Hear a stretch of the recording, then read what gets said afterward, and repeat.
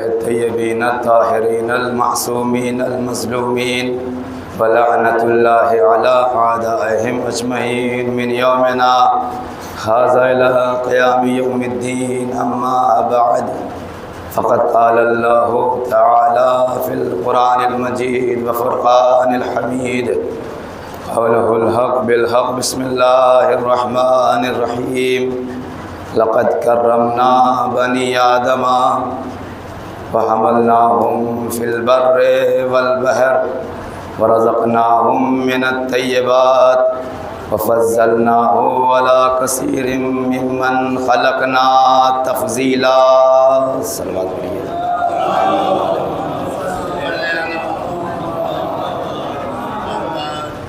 دیکھیے اتنی آہستہ سے آپ صلوات پڑھیں گے تو میرا بھی حوصلہ پست ہو جائے گا اور آپ کا حوصلہ پہلے ہی سے پست ہے. تو ایک بلند آواز صلوات پڑھیں عظمت محمد علیہ وسلم.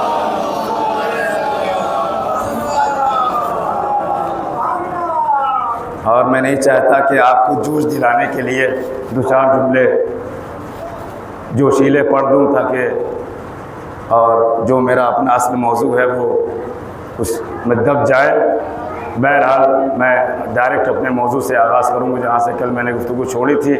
بس ایک بار اور مل جل کے عظمت محمد و آل محمد کے اوپر جیتی جاگتی صلوات پڑھیں.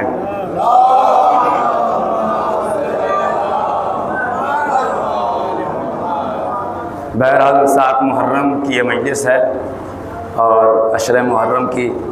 بہرحال تھکاوٹ کا اور تھکن کا احساس آپ کے چہروں سے نمایاں ہے، لیکن بہرحال انشاءاللہ بحق کے حضرت زہرا صلوات اللہ علیہ، بحق کے چہردہ معصوم علیہ الصلوۃ والسلام جب فضائل کا سلسلہ شروع ہوگا تو امید مجھے یہ ہے کہ آپ کے چہروں سے وہ تھکاوٹ کے آثار ہٹ جائیں گے اور وہی تبسم کے آثار ہوں گے. وہی فضائل سننے کے بعد وہی تازگی ہوگی جو چاند رات کے وقت آپ کے چہروں کے اوپر تھی. تو ایک صلوات اور عظمت محمد و آل محمد کے اوپر پڑھ دیں.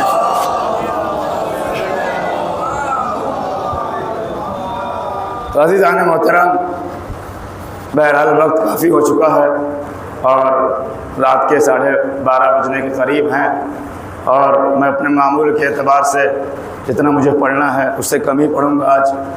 انشاءاللہ کوشش یہ رہے گی کہ آپ جو ہے سونے نہ پائیں، اگرچہ بہت زیادہ میری آواز ساتھ نہیں دے رہی ہے.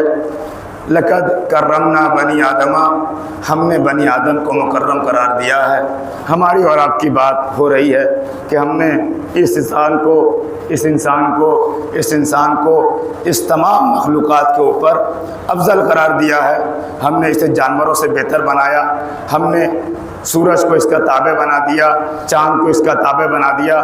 7 دن کا خلاصہ آپ کو سامنے میں پیش کر رہا ہوں. ہم نے اس انسان کے لیے دریاؤں کو مسخر کر دیا، آسمان کو مسخر کر دیا، پانی کو ہم نے اس کے لیے بنایا، دریا کو ہم نے اس کے لیے بہایا، آسمان کے شامیانے ہم نے اس کے لیے لگائے، یہ زمین کے فرش ہم نے اس کے لیے بچھایا، یہ طرح طرح کے پھول، یہ طرح طرح کے میوہ جات، یہ ساری چیزیں ہم نے تمہارے لیے بنایا ہے تاکہ تمہیں عزت مل جائے، تاکہ تمہیں شرف مل جائے. لقد کرمنا بنی آدم، ہم نے بنی آدم کو مکرم بنایا. وحملناہم فی البر والبحر، اور ہم نے اسے دریا میں بھی اٹھائے رکھا اور خشکی میں بھی اٹھائے رکھا. ورزقناہم من الطیبات، اور ہم نے اسے طیبات سے رزق ادا کیا، پاک و پاکیزہ غذا کھلایا، طیب و طاہر غذا کھلائی. اس کی وجہ کیا ہے؟ اس کی وجہ یہ ہے کہ جب یہ طیب و طاہر غذا کھائیں گے، حلال غذا کھائیں گے، پاک غذا کھائیں گے تو ان کے جسم کے اندر حلال خون بنے گا. اور حلال لوگوں کے اندر خون، حلال خون ہونے کا ثبوت یہ ہے کہ جب خون حلال ہوگا، جب غذا حلال ہوگی، جب پوست حلال ہوگی، جب گوشت حلال ہوگا، جب جسم کے اعضاء و جوارح حلال ہوں گے تو اس حلال زبان سے حلال ذکر سننے میں بھی مزہ آئے گا، کرنے میں بھی مزہ آئے گا. صلوات پڑھے محمد و آل محمد کے اوپر. تو ہم نے بنی آدم کو مکرم قرار دیا، ہم نے بنی آدم کو افضل قرار دیا. اور بات یہاں تک پہنچی تھی کہ ہم نے اس انسان کو 4 چیزوں سے پیدا کیا. ہم نے اسے آگ سے بنایا، ہم نے اسے مٹی سے بنایا، ہم نے اسے پانی سے بنایا، ہم نے اسے ہوا سے بنایا. بہت توجہ چاہتا ہوں. ان 4 چیزوں سے ہم نے انسان بنایا، اور اس کے بعد پھر انسانوں کے حوالے ہم نے یہی 4 چیزیں کر دی۔ کل کی مجلس کا تھوڑی سی بات آپ کے سامنے عرض کر دوں کہ بھائی کوئی چیز نایاب نہیں ہے، مٹی سب کے لیے دستیاب ہے، باہر نکلیے مٹی موجود ہے، باہر نکلیے آگ موجود ہے، باہر نکلیے ہوا موجود ہے، باہر نکلیے پانی موجود ہے، لیکن ہم نے کسی انسان سے آپ کے سامنے اللہ نے کہا کہ تمہارے پاس آگ بھی موجود ہے، مٹی بھی موجود ہے، پانی بھی موجود ہے، ہوا بھی موجود ہے، اگر تمہارے اندر طاقت ہے تو اپنے جیسا ایک انسان بنا کر دکھاؤ۔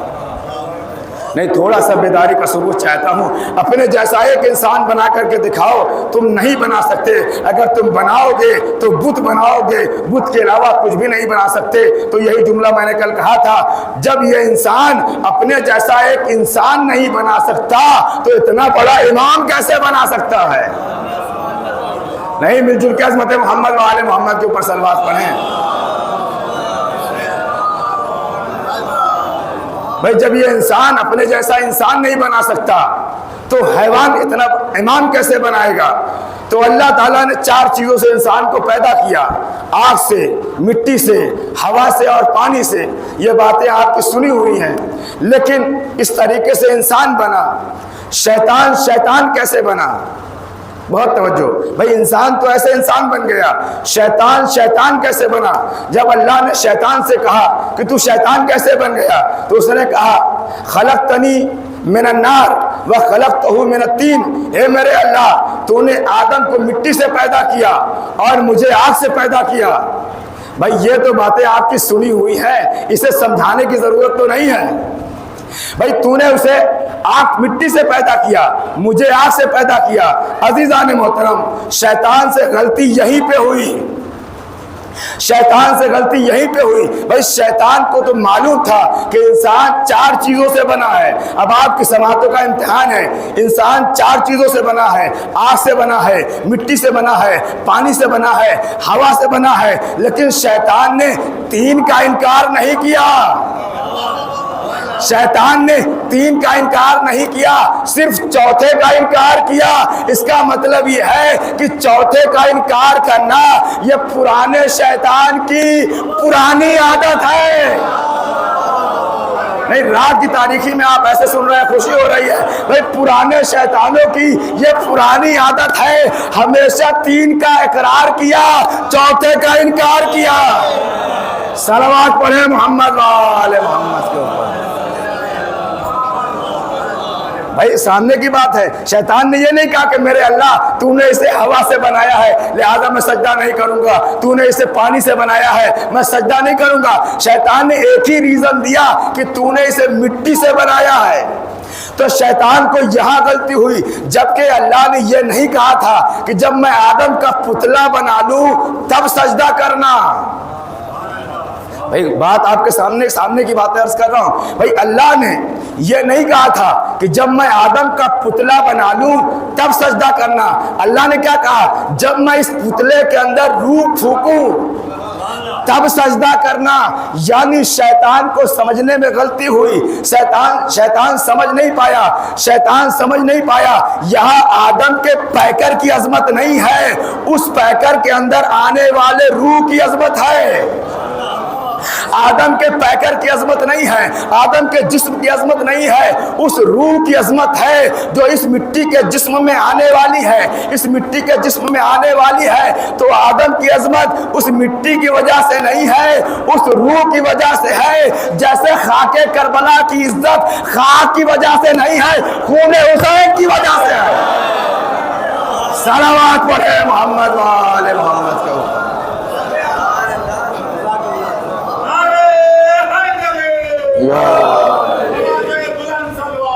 اللہم صلی علی محمد۔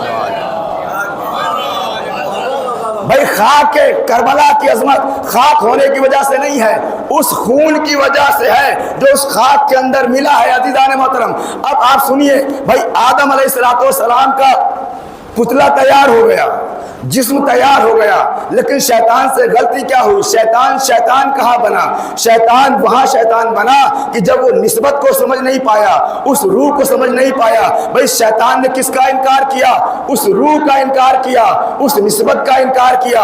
اللہ نے کیا کہا؟ بہت توجہ بھائی، آدم علیہ السلام کی عظمت نہیں ہے، اس روح کی عظمت ہے۔ خاک کربلا کی عظمت نہیں ہے، خون حسین کی عظمت نہ ہے۔ بھائی اس علم کی کوئی عظمت نہیں ہے اگر عباس کی نسبت نہ ہو، اس منبر کی کوئی حیثیت نہ ہے اگر محمد کی نسبت اس سے نہ ہو۔ بہت توجہ چاہتا ہوں، اس تابوت کی کوئی عظمت نہیں ہے اگر اس کی نسبت حسین سے نہ ہو، اس فرش اعلیٰ کی کوئی نسبت نہیں ہے، کوئی عظمت نہیں ہے اگر اس کی نسبت حسین سے نہ ہو۔ تو عزیزان محترم پتہ یہ چلا کہ نسبتوں کا انکار کرنے والا شیطان ہوتا ہے۔ بھائی آدم علیہ السلام کے پتلے کا اور اس کی روح کا انکار کرنے والا شیطان، تو اب یہ قانون بنا اگر کوئی نسبت کا انکار کرے وہ شیطان ہوتا ہے۔ یہ علم کا انکار کرنے والا علم کا انکار نہیں کر رہا ہے، عباس کا انکار کر رہا ہے۔ تو جیسے آدم کا انکار کرنے والا شیطان ہے، ویسے ہی علم کا منکر شیطان، تابوت کا منکر شیطان، منبر کا منکر شیطان، مجلس کا منکر بھی شیطان ہے۔ صلوات پڑھے محمد وآلہ محمد۔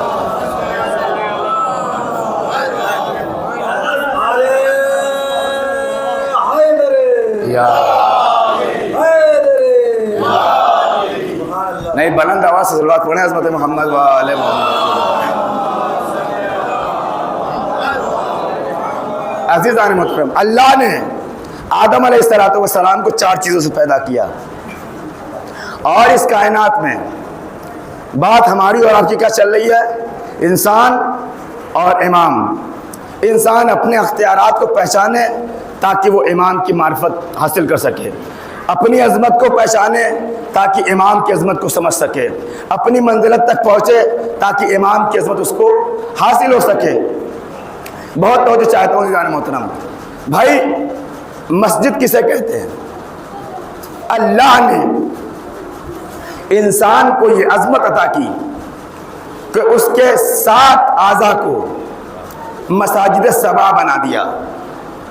اب یہ ہمارے مقدر کی بات ہے کہ ہم اس کو کبھی زمین پہ رکھیں یا نہ رکھیں، یہ آپ کا اپنا فیصلہ ہے۔ اللہ نے سب کو پیشانی دی ہے، سب کو 2 ہتھیلیاں دی ہیں، سب کو 2 گھٹنے دیے ہیں، سب کو 2 انگوٹھے دیے ہیں۔ کسی کا کٹ جائے یا کسی کا نہیں، ایک آدھ 2 شاذ نادر کی بات نہیں کر رہا ہوں، اکثریت کی بات جب بھی ہوتی ہے، اکثریت کی بات ہوتی ہے۔ تو اللہ نے ہر انسان کو عزت دی ہے، اسے 7 اعضاء دیے جسے مساجد 7 کہا جاتا ہے۔ بھائی مسجد اس مقام کو کہتے ہیں جہاں پر سجدہ کیا جائے۔ تھوڑا سا میں آپ کی بیداری چاہتا ہوں بھائی، مسجد اس مقام کو کہتے ہیں جہاں پہ سجدہ کیا جائے۔ اگر کوئی انسان اپنے اعضائے سجدہ کو، پیشانی کو، دونوں ہتھیلی کو، دونوں گھٹنے کو، بہت توجہ، اور دونوں پیر کے انگوٹھے کو کہیں پہ رکھتا ہے، اسے سجدہ کہا جاتا ہے۔ اور جس جگہ کے اوپر سجدہ کیا جائے اسے مسجد کہا جاتا ہے، اسے مسجد کہا جاتا ہے۔ اللہ نے سب کو عظمت عطا کی ہے، سب کے پاس پیشانی بھی ہے، سب کے پاس ہتھیلی بھی ہے۔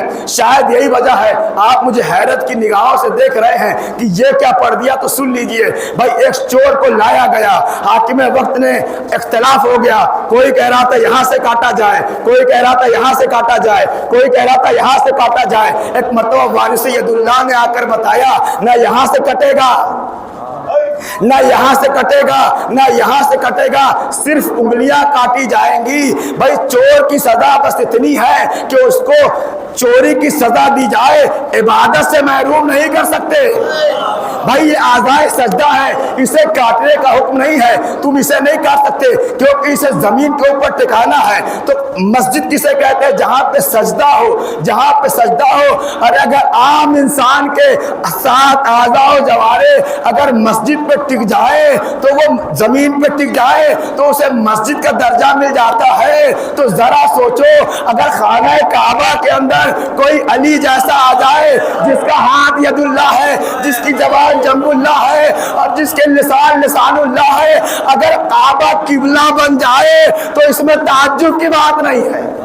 صلوات پڑھے محمد و آل محمد کے اوپر۔ عزیزان تو بات واضح ہے آپ کے سامنے کی نہیں بھائی؟ اگر اعضائے سجدہ زمین کے اوپر آپ ٹکا دیں، صرف مینار کا نام مسجد نہیں ہے، دیواروں کا نام مسجد نہیں ہے.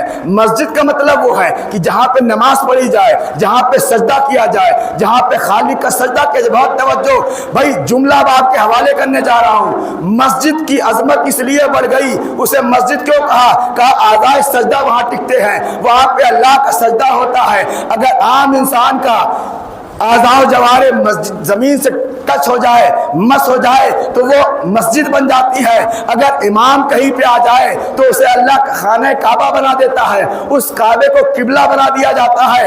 اب جملہ آپ کے حوالے کرنا چاہتا ہوں. ایک مرتبہ مکے کی سرزمین نے اپنے سر کو اٹھایا اور کہا مجھ سے زیادہ افضل کون ہے؟ مجھ سے زیادہ افضل کون ہے؟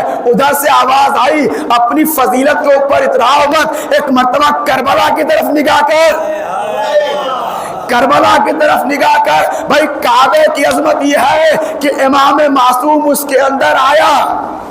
بھائی اگر امام معصوم کے اعضاء و جوارح کہیں ٹچ ہو جائے، مس ہو جائے تو کعبہ قبلہ بن جاتا ہے جہاں امام معصوم دفن ہو جائے.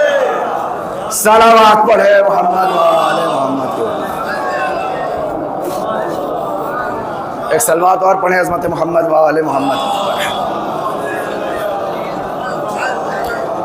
تو عزیزان محترم، اور انسان کو اور شرف ملا. مسجد میں جو سب سے معتبر جگہ ہوتی ہے یا مہم جگہ ہوتی، کون سی ہوتی ہے؟ محراب. محراب کس سے مخصوص ہے؟ امام سے. ابھی کل میں نے پڑھا ہے کہ امام ہمیشہ آگے ہوتا ہے، مامون پیچھے ہوتے ہیں. جو سب سے آگے کی جگہ ہے وہ کس سے مخصوص ہے؟ امام سے مخصوص ہے. محراب کہتے ہیں وہ جگہ جہاں امام کھڑا ہوتا ہے. منظر بھائی بیٹھے ہیں اور قاسم بھائی بیٹھے ہیں اور باقی جو لوگ عربی سے تھوڑا بہت آشنا ہے وہ میری تائید کریں گے. محراب کسے کہتے ہیں؟ ہمارے علی ہادی صلی اللہ علیہ وسلم وہ بیٹھے ہوئے ہیں. محراب کسے کہتے ہیں؟ کہا محراب جیسے مقتل، مقتل اس سرزمین کو کہتے ہیں جہاں قتل ہوا، اسے کہتے ہیں مقتل. جہاں سجدہ کیا جائے اسے کہتے ہیں مسجد. بہت توجہ. محراب کس سے بنا ہے؟ بنا ہے حرب سے. محراب یعنی جہاں پر آ کر لڑائی کی جائے. دیکھیے میں کہاں سے آپ کو کہاں لے آیا. بھائی محراب وہ جگہ ہے جہاں پر لڑائی کی جائے. اب آپ کہیں مولانا محراب میں لڑائی کون کرتا ہے؟ تو یہ امام لڑائی کرتا ہے. وسواس شیطان سے لڑائی کرنا، خواہشات دنیا سے لڑائی کرنا، شیطانی اصولوں سے لڑائی کرنا، تکبر سے لڑائی کرنا، غرور سے لڑائی کرنا. بھائی آپ آگے کھڑے ہوں، آپ کو تکبر نہ آ جائے کہ میرے پیچھے تو فلاں صاحب کھڑے ہیں، فلاں مجتہد کھڑا ہے، فلاں چچا کھڑے ہیں، فلاں بزرگ کھڑا ہے. بھائی آگے کھڑے ہونے والے کے لیے ضروری ہے کہ وہ وسواس شیطان سے لڑے، خواہشات دنیا سے لڑے، تمام چیزوں سے لڑے، کیونکہ وہ امام ہوتا ہے. تو بھائی مسجد کے چھوٹے سے امام کے لیے بھی ایک سب سے بڑی شرط یہ ہے کہ اسے لڑنا آتا ہو. بھائی جب مسجد کے امام کو اللہ نے بغیر جنگ کے نہیں چھوڑا تو کائنات کے امام کو فرعریوں کے حوالے کیسے کر دے گا؟ صلوات پڑھے محمد وآل محمد کو. بھئی اللہ نے محراب میں کھڑے ہونے والے کے لیے کہہ دیا کہ تمہیں بھی جنگ کرنی پڑے گی، تمہیں بھی لڑنا پڑے گا. اگر تمہیں امامت لینی ہے تو تمہیں وسواس شیطان سے لڑنا پڑے گا، تمہیں اپنی خواہشات سے لڑنا پڑے گا، تمہیں تمام چیزوں سے لڑنا پڑے گا تاکہ تمہارے اندر تکبر نہ آئے، تاکہ تمہارے اندر گھمنڈ نہ آئے، تاکہ جو ہے تم مغرور نہ ہو جاؤ. یہ فرق ہے انسان میں اور امام میں. بہت توجہ. انسان میں اور امام میں. اور آگے بڑھیے، بات مسجد کی آ گئی ہے تو ایک جملہ اور آپ کے سامنے کر دوں. صلوات پڑھ دیں عظمت محمد وآل محمد.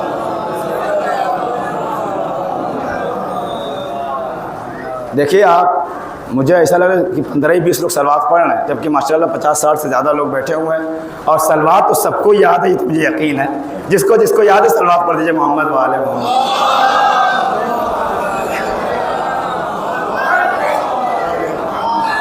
بھائی وہ تو بڑا اچھا ہوا کہ بڑی والی سلوات کا مسئلہ نہیں ہے، نہیں تو آپ کیسے پڑھتے اللہم صلی علی محمد وعلی محمد وعلی محمد کا افضل ما صلیت و بارکت و ترحمت جو نماز میت میں پڑھی جاتی ہے.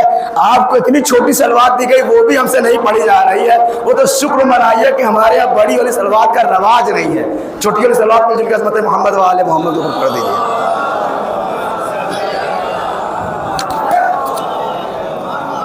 تو عزیزان محترم، اللہ نے مسجد تک بات آ گئی کہ محراب کے امام کو بھی اللہ نے بغیر جنگ کے نہیں چھوڑا اور کہا کہ تمہیں بھی جنگ کرنی ہے. تو جب چھوٹے سے امام کو جنگ کرنی ہے تو بھگڑے کو کیسے امام بنا دیتا، بھاگنے والوں کو کیسے امام بنا دیتا؟ امام کے لیے ضروری یہ ہے کہ وہ ہر محاذ کے اوپر ٹکا رہے، ہر جگہ کے اوپر، چاہے وہ محراب ہو یا میدان جنگ ہو، امام کے لیے فرار نہیں ہے. عزیزان محترم، اور شاید یہ سلسلے کی آخری بات ہو کہ عزیزان محترم، بات کہاں سے آدم سے چلی، مسجد تک آئی، مسجد سے محراب تک آئی. اب محراب کی جب بات آئی گئی ہے تو نماز کا بھی تذکرہ ہو جائے، نماز کی بھی بات ہو جائے. تو آپ سن لیجئے، سرکار دو عالم جب اس کائنات سے جانے لگے یا جانے سے پہلے بھی آپ نے کیا فرمایا؟ صلو کما رأیتمونی اصلی، نماز ایسے پڑھو جیسے مجھے نماز پڑھتے ہوئے دیکھو. بہت توجہ، نماز آپ کو ایسے پڑھنی ہے جیسے میں نماز پڑھتا ہوں، جیسے میں نماز پڑھتا ہوں. بھائی اس پوری کائنات میں 5 طریقے سے نماز پڑھی جاتی ہے. بیدار ہیں آپ؟ اس پوری کائنات میں 5 طریقے سے نماز پڑھی جاتی ہے. 5 مصلے ہیں، 4 امام کے 4 الگ الگ مصلے، 12 اماموں کے 1 مصلے. بہت بڑا جملہ آپ نے بڑی آسانی سے سن لیا. بھائی یہ بھی افتخار کا آپ کے سبب ہے کہ بھائی ہمارے بھائیوں کے ہاں 4 امام بنے، آپس میں چاروں کے اختلاف ہے، اور ہمارے ہاں 12 امام ہوئے لیکن نماز بھی ایک، رکوع بھی ایک، سجدہ بھی ہے، طریقہ بھی ایک، کوئی فرق نہیں ہے. اب عزیزان محترم، رسول کی حدیث کیا کہتی ہے؟ رسول نے کہا کہ اے میرے چاہنے والوں، اے میرے امت والوں، اگر تمہیں نماز پڑھنا ہے تو کسی کے پاس مت جاؤ، جیسے میں نماز پڑھتا ہوں ویسے نماز پڑھو. میں گیا مسلمانوں کے سب سے بڑے امام ابو حنیفہ کے پاس. جانے کے بعد میں نے سوال کیا، سرکار ذرا مجھے یہ بتائیے کہ حضور کیسے نماز پڑھتے تھے؟ دیکھیں آخری مرحلے پہ گفتگو چل رہی، صلوات پڑھیں محمد وعلی محمد کے. میں نے امام ابو حنیفہ سے سوال کیا، سرکار آپ بتائیے کہ رسول کیسے نماز پڑھتے تھے؟ کسی نے آگے کہا تھوڑا سا تاریخ کا مطالعہ کر لیا ہوتا منبر پہ بیٹھنے سے پہلے. بھائی یہ رسول کے 80 سال کے بعد دنیا میں آئے. نہیں کیسے آپ سن رہے ہیں؟ بھائی میں نے، رسول نے کیا کہا کہ نماز ویسے پڑھو جیسے مجھے دیکھو.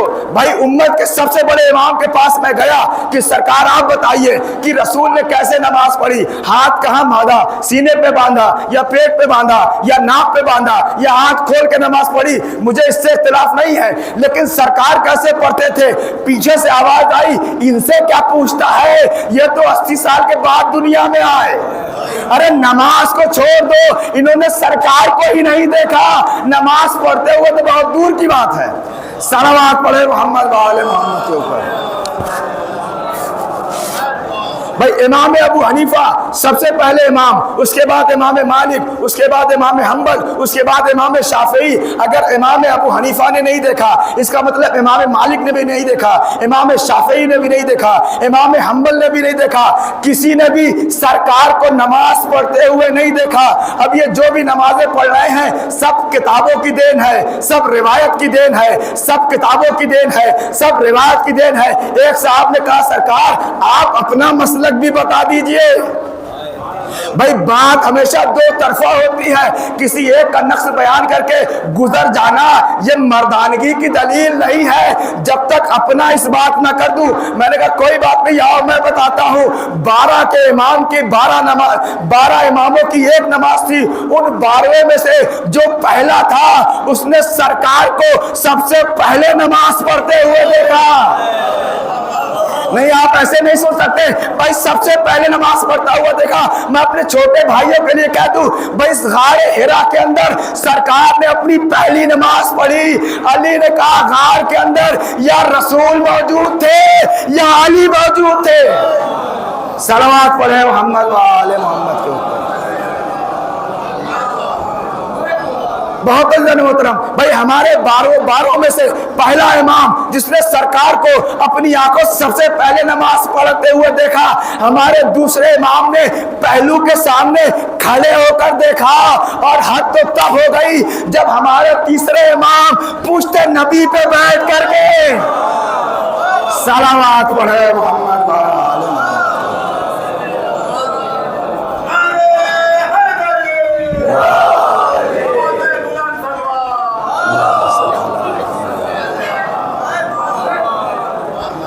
بھائی دنیا ہم سے سوال نہ کرے کہ آپ نے نماز کہاں سے لیا ہے۔ ہم کتابوں سے نماز ہم نے نہیں لیا، ہم نے صحیح بخاری یا اصول کافی سے نماز نہیں لیا، ہم نے کسی راوی سے نہیں پوچھا، کسی صحابی سے نہیں پوچھا۔ بھائی ہماری نمازوں کا سلسلہ محمد باقر سے ہے۔ محمد باقر نے زین العابدین سے پوچھا، زین العابدین کو اس نے بتایا جس نے اپنی آنکھوں سے سرکار کو نماز پڑھتے ہوئے دیکھا، اور اس بات کے گواہ ایک دو راوی نہیں ہے، پوری مسجد نبوی اس بات کی گواہ ہے۔ بار بار صحابہ سر اٹھا کے دیکھتے تھے حسین پشت رسول سے اترے یا نہیں اترے۔ بھائی ایک سوال میں کرنا چاہتا ہوں صحابہ سے، کسی صحابی کو تو پوچھنا چاہیے تھا یا رسول اللہ ہم نے نماز میں حسین کو دیکھ لیا ہے، ہماری نماز باطل ہے یا صحیح ہے؟ صحابہ کا نہ پوچھنا اس بات کی دلیل ہے، چاہے مانے یا نہ مانے، لیکن سب یہ جانتے تھے نماز میں حسین کو دیکھنے سے نماز باطل نہیں ہوتی۔ صلوات پڑھے محمد و آل محمد۔ ٹھنڈا تو نہیں ہے، سرد ہے؟ ایک اور صلوات پڑھتے محمد و آل محمد۔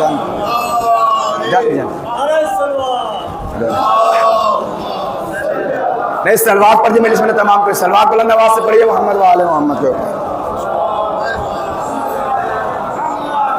صلوات بلند آواز سے محمد و آل محمد کے اوپر پڑھیے۔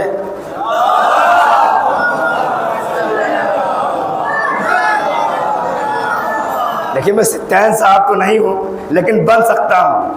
آپ نے سنا ہوگا ہمیشہ کہ جھلا دوں گا صبح تک یہیں، تو میں بہرحال میرا کوئی ایسا ارادہ نہیں ہے۔ آپ صلوات دھیرے پڑھیں چاہے تیز پڑھیں، آپ کے ایمان جذبہ ایمانے کے لیے میں کہہ رہا ہوں کہ بلند آواز صلوات پڑھیں محمد و آل محمد کے اوپر۔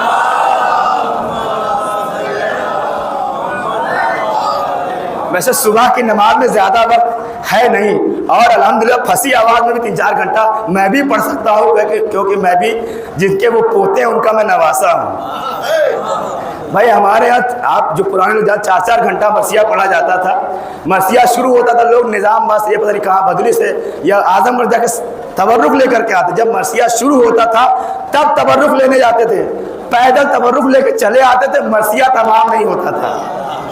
تو اگر سفتین صاحب ان کے پوتے ہیں تو میں ان کا نواسا ہوں۔ تو عزیزان محترم بس آخری بات ایک صلوات اور عظمت محمد و آل محمد۔ تو بلند آواز صلوات پڑھنے سے گھبرائیے نہیں کہ میں میٹر پڑھا دوں گا، بھائی وقت میرا تمام ہو گیا، 30 سے 35 منٹ میں روز پڑھتا ہوں، اتنا ہی پڑھوں گا۔ بس آخری بات، بھائی انسان اور امام میں فرق ہونا چاہیے۔ اللہ نے انسان کو بنایا نطفے سے، امام کو بنایا نور سے، بہت توجہ، انسان کو بنایا نطفے سے، امام کو بنایا نور سے۔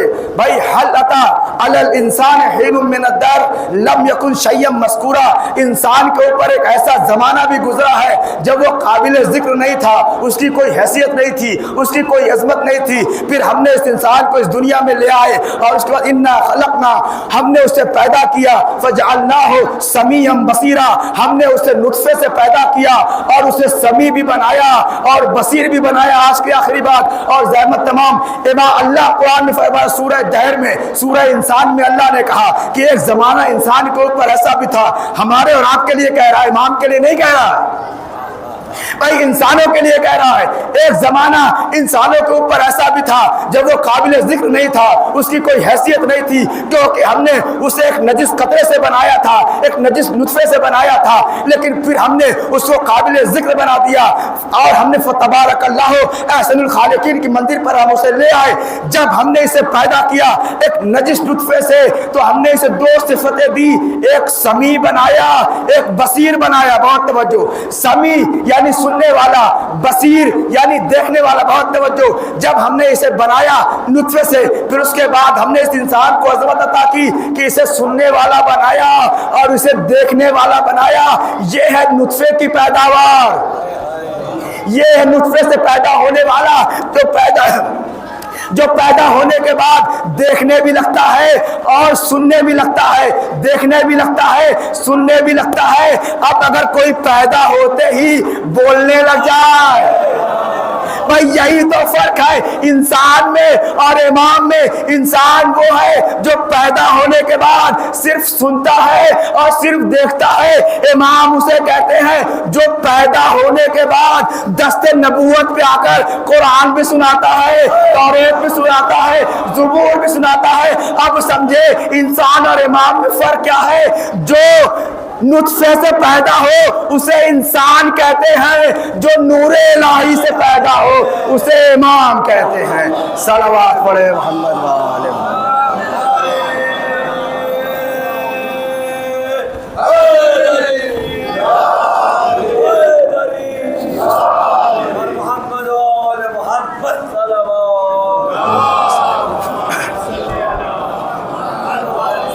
انسان اور امام میں یہ فرق ہے کہ انسان وہ جو اس کائنات میں آتا ہے تو نجس آتا ہے, پڑھ چکا ہوں میں, اور امام وہ ہے جب اس کائنات میں آتا ہے تو خانہ کعبہ کو کعبہ بنا دیتا ہے. یہ امام کی عظمت ہے. انسان اور امام میں یہی فرق ہے کہ انسان کی خلقت مٹی سے ہوئی ہے, انسان کی خلقت نجاست سے ہوئی ہے, انسان کی خلقت خون سے ہوئی ہے, امام کی خلقت نور سے ہوئی ہے. اور مٹی کبھی نور کا مقابلہ نہیں کر سکتی, خاک کبھی نور کا مقابلہ نہیں کر سکتی. عزیزان محترم, لیکن دنیا نے اس نور کے اوپر بہت خاک ڈالنے کی کوشش کی. امام حسین کا وہ جملہ کہ یا بنی علی الدنیا بعدک لفا, اے میرے لال تیرے مرنے کے بعد اب حسین کو اس دنیا میں جینا نہیں ہے. یہ بہت بڑا جملہ ہے. اس پہ علماء اور شعراء اور سب کو غور کرنا چاہیے. میرے استاد آیت اللہ سید سبطین عباس رضوی کا یہ جملہ ہے, اور وہ کہتے ہیں کہ ہمیں سوچنا چاہیے اس بات کے اوپر, اور یہ دعوت فکر میں آپ کو بھی دیے جا رہا ہوں کہ ہم اور آپ بیٹھ کر سوچیں ایک بات کہ امام حسین علیہ السلام کے پاس علی اکبر علیہ السلام کے جنازے پر آپ نے جملہ کہا. جب روح قفس انصری سے پرواز کر کے امام حسین کو کچھ سمجھ میں نہیں آیا, ایک باپ کی حیثیت سے میں عرض کر رہا ہوں, کچھ سمجھ میں نہیں آیا, کہا یا بنیا علی الدنیا بعدک لفا, اے میرے لال تیرے مرنے کے بعد اب حسین کو اس دنیا میں نہیں رہنا. اس دنیا کے اوپر میری زندگی کے اوپر خاک ہے, اس دنیا کے اوپر خاک ہے. میں کہوں گا مولا ابھی سید سجاد باقی ہیں, ابھی محمد باقر باقی ہیں, ابھی اتنے امام آنے والے ہیں, ابھی آپ کا آخری بیٹا آنے والا ہے. یہ آپ کیسی باتیں کر رہے ہیں؟ مجھے نہیں پتا کہ امام حسین نے کس مصیبت کو محسوس کر کے جملہ کہا تھا یا بنی علی الدنیا بعدک لفا. اور اسی میں ایک جملہ اور کہا خدا تمہارے رحموں کو قطع کرے جیسے تم نے میرے رحم کو قطع کر دیا. اس کا مطلب کیا ہوا؟ عام زبان میں ترجمہ یہ ہوا کہ خدا تمہارے جوانوں کو بھی مار ڈالے جیسے تم نے میرے جوان کو مار ڈالا. جزاکم اللہ، خدا کوئی غم نہ دے سوائے غم مظلوم کربلا کے، کیونکہ آج 7 محرم میں جناب قاسم کا مصائب پڑھا جاتا ہے، لیکن کیونکہ کل جناب قاسم کا یہاں مصائب ہو چکا تھا اور علی اکبر علیہ السلام کا مصائب میں ہر سال 7 محرم کو پڑھتا ہوں۔ ویسے تاریخ ہے کوئی یہ ذاکرین اور علماء کی بنائی ہوئی ہے، سب کی شہادت 10 محرم کو ہوئی تھی، تو جناب علی اکبر کی شہادت آپ سن لیجئے۔ روایت بتاتی ہے کہ امام حسین جتنا زیادہ جناب علی اکبر علیہ السلام کی لاش کے اوپر روئے ہیں اتنا کسی لاش کے اوپر نہیں روئے۔ یہ نہیں ہے کہ جناب علی اکبر سے ایک الگ سی محبت تھی، ایسا کچھ نہیں ہے۔ امام ہے، عدل و انصاف کے قائل ہیں، لیکن ایک نسبت تھی جناب علی اکبر کی، اسی لیے جب آپ کو میدان میں بھیج رہے تھے تو کہا تھا اے قوم گواہ رہنا، میں اسے بھیج رہا ہوں جو رفتار و گفتار میں، سیرت و صورت میرے نانا سے مشابہ ہے۔ حسین اسے بھیج رہا ہے، اے میرا نانا علی اکبر، جب جب بھی مجھے اپنے نانا کی زیارت کرنی ہوتی تھی میں تیرے چہرے کی طرف دیکھ لیتا تھا۔ اے میرا لال اکبر، اب تم بھی مقتل میں جا رہے ہو، نانا کی تصویر خواب میں مل جائے گی۔ اے میرا لال علی اکبر، تمہارا باپ کیسے زندہ رہے گا؟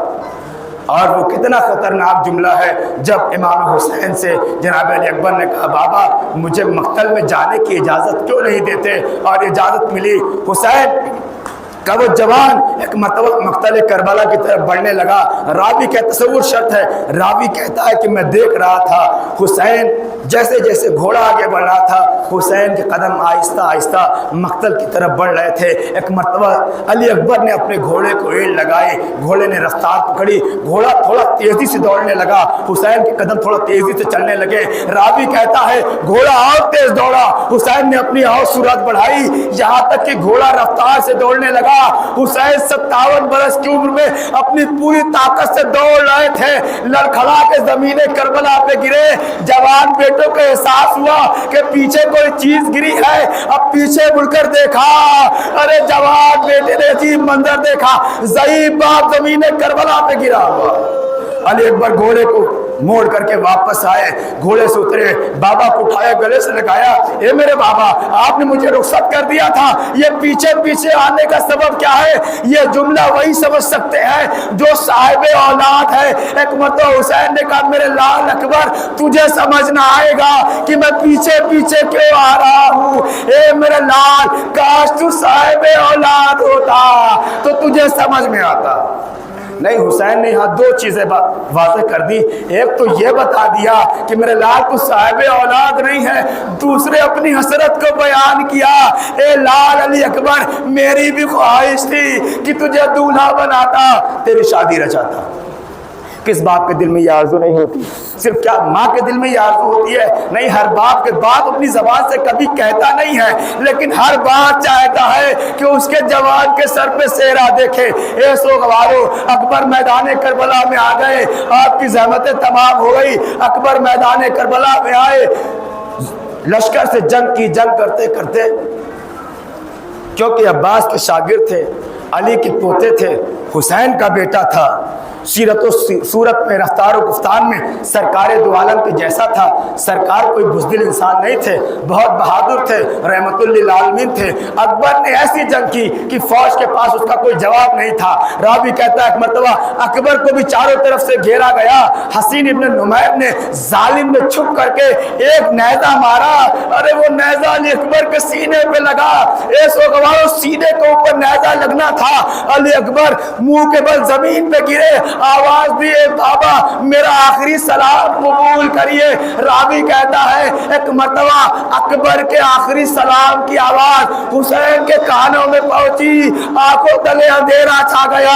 حسین ایک مرتبہ مقتل کربلا کی طرف دوڑے، مقتل کربلا کی طرف دوڑے، دوڑتے دوڑتے پہنچے، اکبر کہیں نظر نہیں آ رہے ہیں۔ خدا آپ کو سلامت رکھے، آپ کے جوانوں کو سلامت رکھے، لیکن اکبر کے مصائب ایسے نہیں سنے جاتے جیسے آپ سن رہے ہیں۔ اس میں پڑھنے والی کوئی بات نہیں ہے کہ میں مصائب پڑھوں تب آپ روئے۔ ایک بار آنکھ بند کریے اور سوچئے کہ جس باپ کا اکبر جیسا بیٹا ہو، جس حسین کا اکبر جیسا بیٹا ہو، اس کی کیا کیفیت رہی ہوگی۔ ایک مرتبہ حسین مقتل کربلا میں کچھ سمجھ نہیں آ رہا، حسین کہاں جائے، کدھر تلاش کرے، آنکھوں سے کچھ نظر نہیں آ رہا ہے، ہر طرف دھواں دھواں ہے, ہر طرف دھول ہے. ایک مرتبہ حسین نے کہا, لال علی اکبر مجھے آواز دو تاکہ میں تم تک پہنچ جاؤں, مجھے نہیں پتا.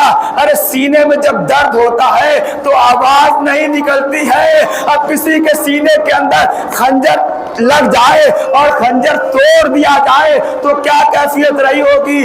علی اکبر نے کیسے آواز دی, حسین کیسے علی اکبر کے پاس پہنچے. بس میں نے زحمت تمام کر دی. حسین اپنے کڑیل جوان کے سرانے پہنچ گئے. اکبر کے سر کو اپنے زانوں پہ رکھا اور رکھنے کے بعد ایک جملہ کہا, میرے لال بڑی مشقتوں سے تمہیں پالا تھا, اے میرے لال بڑی زحمتوں سے تجھے پالا تھا, اے میرے لال یہ اپنا ہاتھ سینے پہ کیوں رکھے ہوئے ہو. دیکھیے اکبر بھی حسین جیسے باپ کے بیٹے تھے, نہیں چاہتے تھے کہ میرے زخم کو میرا باپ دیکھے. بس میں نے مجلس تمام کر دی. ایک مرتبہ حسین علیہ السلام نے علی اکبر کے زخم کو دیکھا, نیزے کی ہنی کو پکڑا اور کھینچا. اب جو نیزے کی ہنی نکلی ساتھ میں علی اکبر کا کلیجہ نکل آیا, روح کو پھنسے انسری سے پرواز کر گئی. ایک مرتبہ مجبور بیٹے مجبور باپ نے ایک مرتبہ سوکھے ہوئے ہونٹوں کو سوکھے ہوئے لبوں پہ رکھ کر کہا, یا بنیا الدنیا بعدک لفا, اے میرے لال تیرے مرنے کے بعد حسین کی زندگی بیکار ہے. علی اکبر کو کلیجے سے لگایا, چاہتے تھے کہ خیمے کی طرف لے کر لاشا بڑھے. ایسو راوی کہتا ہے حسین نے دونوں ہاتھ کو ڈالا, علی اکبر کے سینے کو اپنے سینے سے لگایا. کچھ دور آگے بڑھے تھے, ایک مرتبہ لاش کو لے کر کے منہ کے بل زمین کربلا پہ گر گئے. منہ کے بل زمین کربلا پہ گر گئے. آواز دیے, بنی ہاشم کے جوانوں آؤ.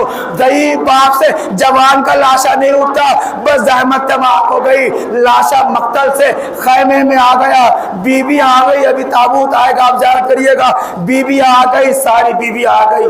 جناب زینب آ گئی, ام کلثوم آ گئی, ساری بیویاں اکٹھا ہو گئی. کسی ماں کے اوپر خدا یہ دل نہ لائے کہ کوئی ماں اپنے کڑیل جوان کا غم دیکھے. میں نے دیکھا ہے, اپنے محلے میں بھی دیکھا ہے, اپنے گاؤں میں بھی دیکھا ہے. بہت ساری مائیں ایسی ہیں جنہوں نے اس درد کو محسوس کیا ہے. میں نے اپنے پڑوس میں اپنے ذوالفقار بھائی کو دیکھا تھا, جب ان کا انتقال ہوا تھا تو ان کے باپ کی کیا حالت تھا, ان کی ماں کی کیا حیثیت تھی, کیا حالت تھا. خدا کسی ماں کے اوپر یہ دن نہ لائے کہ وہ جوان کو اس کی شادی سے پہلے مرتا ہوا دیکھ لے. یہ میرا جوان بھائی ایکسیڈنٹ میں مرا تھا, جب ان کا انتقال ہوا تھا تو میری بڑی اماں کا کیا حال ہوا تھا. روایت کہتے ایک مرتبہ اکبر کا جنازہ رکھا ہوا ہے, بیویاں حلقہ بنائے ہوئے ہیں. اے سو گوارو, ایک مرتبہ جناب زینب نے کہا, اے اماں فضا ساری بیویاں موجود ہیں, لیلا کہیں نظر نہیں آ رہی ہے. ارے اکبر کی ماں کو کوئی لائے. راوی کہتا ہے ایک مرتبہ جناب فضا نے کہا, اے بیوی جب اکبر کا لاشا آیا تھا میں فضا کو بلا کر میں لیلا کو بلا کر کے آئی تھی. ایک مرتبہ جناب فضا دوبارہ لیلا کے خیمے میں آئی. عجیب منظر دیکھا, عجیب منظر دیکھا. اس مصائب کو نہ میں پڑھ سکتا ہوں نہ آپ سمجھ سکتے ہیں. اگر کوئی آپ کی نگاہ میں کوئی ماں ایسی ہو جس نے اس غم کو برداشت کیا ہو, جا کے اس سے پوچھ لینا. ایک مرتبہ فضا کہتی ہے میں نے عجیب منظر دیکھا. لیلا کبھی تناب خیمے کی اس تناب سے, کبھی اس دیوار سے, کبھی اس دیوار سے ٹکرا رہی ہے. میں قریب گئی, گلے سے لگا لیا, اے لیلا خیر تو ہے. ارے تمہارے اکبر کی بارات آ گئی, اکبر کے جنازے پہ نہیں آؤ گی. لیلا نے کہا اے اماں فضا, ارے جب سے میرے کانوں میں اکبر کے مرنے کی آواز آئی ہے میری آنکھوں سے کچھ نظر نہیں آ رہا. میں بڑی دیر سے خیمے کا در تلاش کر رہی ہوں. اے سو گوارو, فضا نے ہاتھ پکڑا, اکبر کی لاش پہ لا کے بٹھا دیا. سو گوارو, ایک مرتبہ ماں نے اپنے آپ کو جوان کی لاش پہ گرا لیا. اے میرا لال اکبر, ارے تیرے ماں کی تمنا تھی, تیری ماں کی خواہش تھی, تیرا سہرا سجاتی, تیرا شادی رچاتی. اب وہ جنازہ آ رہا ہے, علی اکبر کے جنازے کو بڑے آرام سے چومیے گا. ارے ساتھ میں سہرا ضرور لپٹی ہوگی جو مدینے میں یہ بیان کرتی رہ گئی, بھیا علی اکبر سب آ گئے تم لینے نہیں آئے. ماتم حسین.